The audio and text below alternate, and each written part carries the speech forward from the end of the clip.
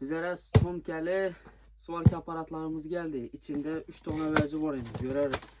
Bu hazırda aytaman internette 100 dolar bunun bahası. Bizlerde 90 dolardan. 10 donasını aksiya etip MBT Stroy obunachilarına koyup veremiz. 10 donası kaldı lekin. Elinden aytayım.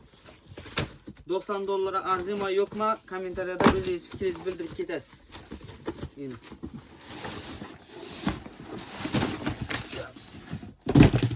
İş somkada geladi. İçinde asortimentleri çok boladı bunu. Size gösterip verem içinde. No çıkacak. Yine size. Bir ve çıkadı içinde. Değil.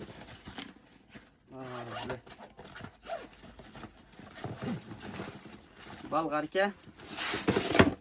2-5. Yine bir de ise sualki aparatı.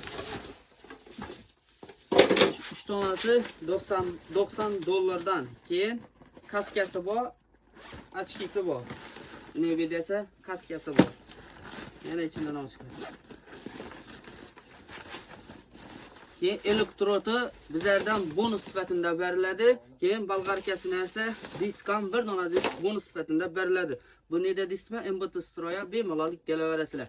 Bahosini yana qaytaraman 90 dolar bo'ladi. Obuna bo'lib kelsangiz